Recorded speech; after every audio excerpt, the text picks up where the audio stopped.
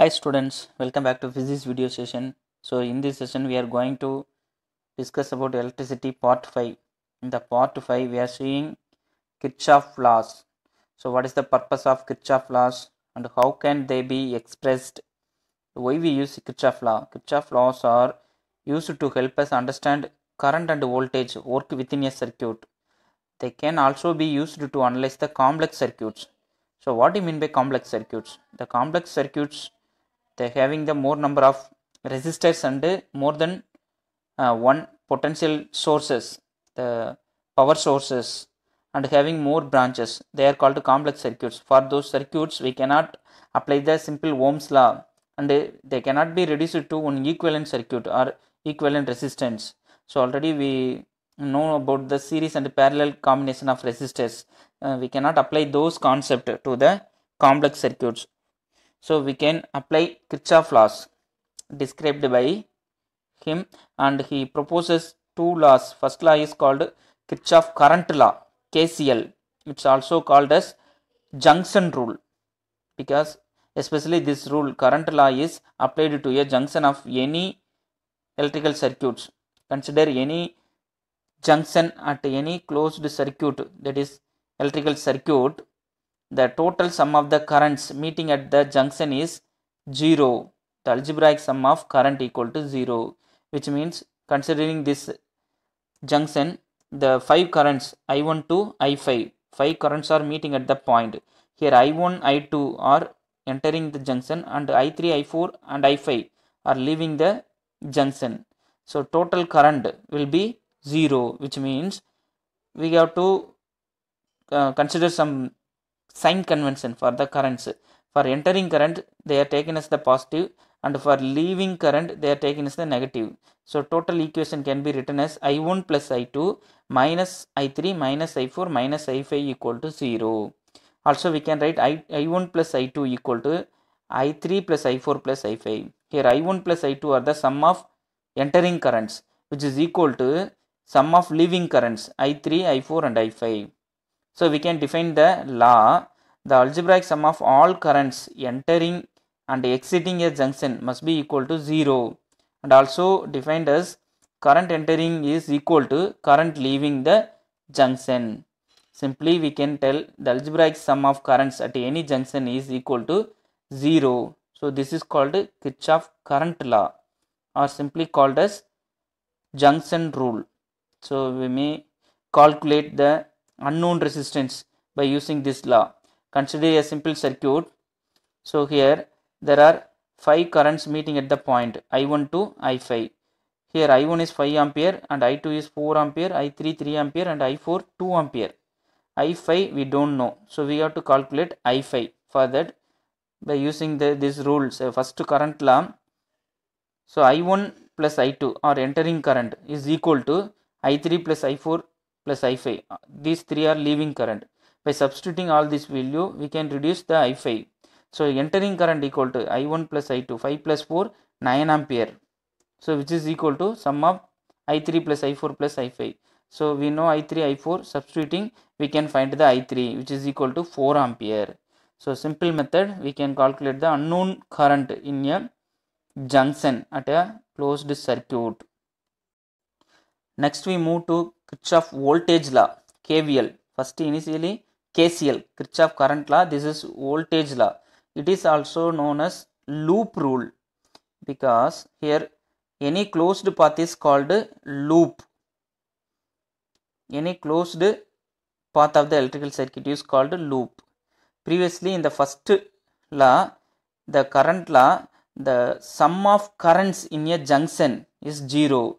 Here in the second law, the sum of voltages at any loop is 0. So we can define the algebraic sum of all voltages around any closed path in a circuit is 0. So here voltage is 0. In the current law, current is 0.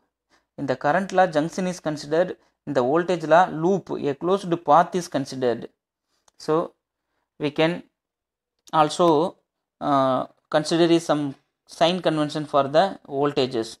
Here positive for the voltage rise, negative for voltage drop, which means the rise in voltage while we moving through the closed path, if the rise in voltage occurs, so then they are taken as positive. If fall in voltage occur, then that is called negative. So here V1, V2, V3 are three voltages. Here V3 is the potential difference source EMF, and V1, V2 are the voltage, that is potential difference across any load. So we can apply the voltage law here in the closed circuit. So we can apply the sign conventions. For V1, we are starting from V1, potential V1 through V2 and V3. So it is a closed path around the clockwise direction. So V1 is taking as minus V1 because we are moving from positive to negative, that is potential fall. So it is taken as negative. And minus V2 here also, from we are moving this clockwise direction, so positive to negative terminal, so it is called potential fall. So it is also V2 also minus V2. And V3 we are moving from negative terminal to positive terminal, which means potential rise. So negative to positive means potential rise. So always the direction of electric field is positive to negative in the circuit. So potential drops from positive terminal to negative terminal. So here we are moving negative terminal to positive terminal along the power source. So it is taken as positive. So V3. So minus V1 minus V2 plus V3 equal to 0. So we can write V1 plus V2 equal to V3, which gives here V3 is the EMF source and V1 V2 is the potential drop, that is potential change through the two loads. So we can also take it the sum of the EMFs, algebraic sum of EMFs equal to algebraic sum of the potential drops through the circuits. So this is the another way of definition for voltage law, that is loop rule. Here very important thing is we have to take the sign conventions. So how to choose positive and negative signs for whom? That is, here see the diagrams 1, 2 of figure 6.5 and 6.6. Here the 6.5, the two diagrams are taken as for positive signs. In figure 1 we are moving negative terminal to positive terminal. As we go from A to B, from negative terminal to the positive terminal, there is a rise in potential. So it is taken as positive. In the second diagram, as we go from A to B, there is also rise in potential because we are moving opposite to the current. The current moves from positive terminal, positive potential to negative potential. We are moving against the current, so there is a rise in potential in the direction of rise in potential. So it is also taken as positive. For potential drop, for negative sign, these two diagrams, as we go from C to D, from positive terminal to negative terminal through the potential source, so this is taken as potential fall, so it is taken as negative. And the same time the last one is, as we go from C to D, we are in the movement of direction of current, that is direction of electric field. So we can write this is fall in potential, so also taken as the negative sign. As a whole, we note the point that a rise in potential should be considered in positive and fall in potential should be considered negative. By seeing these four diagrams, we can understand the positive and negative signs that we are using in Kirchhoff voltage law. Now we can apply for the voltage law, Kirchhoff voltage law, for given example. So it is given in your textbook, so shown in the figure. So it is a closed circuit. So for this we can apply the voltage law and current law in order to find the unknown currents and voltages, also resistors in this circuit. For that we have to find the equation. First form the equations. By solving those equations we can find the various currents, voltages, and also we use resistors. So consider this closed path. So in a closed circuit we assume the branch first initially AHDBA. A H D and C B A. It is a closed form. AH D C B A.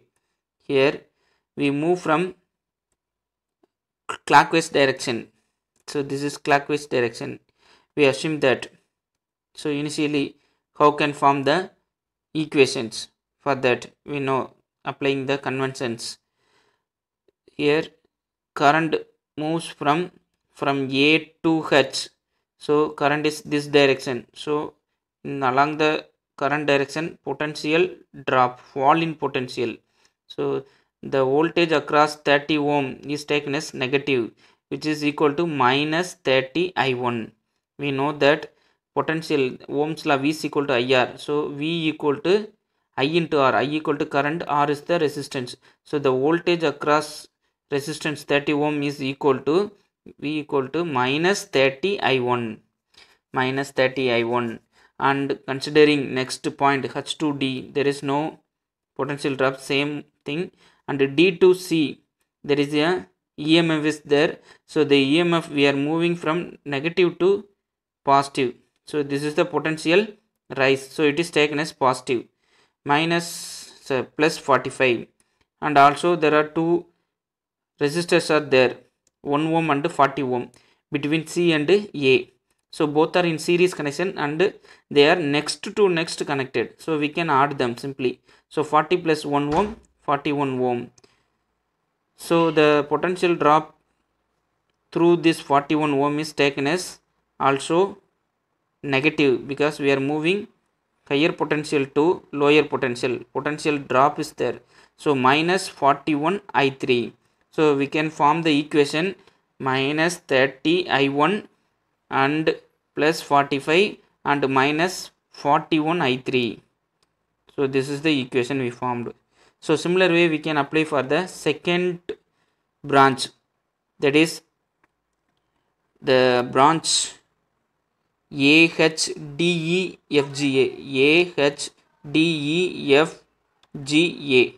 So the whole branch is considered, loop is considered for AHDEFGA. For that we apply the same rule. So here also same, minus 30 I1 and here 20 ohm and 1 ohm is connected in series. So totally 21 ohm and we are moving against the current. So it is taken as positive. So 21 I2. And also for the EMF 80 volt, we are moving positive terminal to negative terminal. So potential drop, fall. So taking minus. So minus 80. So totally minus 30 I1 plus 21 I2 minus 80 equal to 0. So this is the second equation due to the loop of A, H, D, E, G, A. So this is the for this loop, it's given here. So in this way we can form the equations. By solving these equations, I1, I2, I3 and E1, E2. E1, E2 already given. So we can find out the I1, I2, I3. Here the second example for solving the Kirchhoff loss. So a closed circuit A, B, C, D, E, F is shown in the figure. So by using the Kirchhoff loss, we can form the equations so that we can able to find out the potential E1, E2 and I1, I2, I3, and also we can find the resistors. The first loop, that is ABCDA is considered. In this loop, consider the junction D. In this junction we apply the first law. Here three currents are there, I1, I2, I3. I1 is entering the junction and I2 plus I3 are leaving the junction. So we can write I1 minus I2 minus I3 equal to 0. This is the application of first law, current law. And we consider the next a closed loop ABCDA for applying the second law. Here we apply the second law while we moving clockwise direction, A to C, A to B and B to C, C to D, D to A. Here we are moving through the closed loop E1. While we moving through this loop E1, negative terminal to positive terminal we should move. So there is a potential rise. So E1 is taken as positive. E1 is taken as positive. And also the R1, the potential drop across the R1 is taken as negative because current is moving this direction. Along the current direction, potential drop will occur. So the potential drop through the R1 is negative minus I1 into R1. That is called potential drop V. I1 R1. So minus I1 R1. And also through the R2. So it is also the direction of electric field, that is current. So we can take it minus I2 R2. Minus I2 R2. Totally we can write plus E1 minus I1 R1 plus minus I2 R2 equal to 0. So this is the equation formed in the loop ABCDA. So similar way we can consider the loop ADEFA. ADEFA for applying Kirchhoff's second law, voltage law. So here we move from A to D. So positive terminal of the E1 to negative terminal. So potential drop. So minus E1. And it's a direction opposite to the current. So I2 R2 will be positive. At the same time, this is the current direction. So R3 is opposite to the current direction. So it should be negative. So minus I3 R3. Next, which is equal to, also E2 is there. So we are moving this direction. So positive to negative. So potential drop. So minus E2. We should take minus for E2. So we can write minus E2. So totally minus E1 plus I2 R2 and minus I3 R3 and minus E2 equal to 0. So this is the equation formed due to the second loop. So substituting, so reducing the formula to E1 E2 one side and the remaining things other side. So here this is equation 3 and we can substitute the value of E1 from the equation 2. So we can get the equation number 4. So also consider the loop of A, B, C, D, E, F, A, the entire loop of the circuit, applying the same rule, minus I1 R1 and plus I3, minus I3 R3 and minus E2. E1 is not considered because in the middle of the loop. So E2 only the on the taken loop. So it is minus E2. So totally we have the this equation. So solving three equations, we can obtain the I1, I2, I3 and E1, E2. If the known values, by using them we can find the unknown values.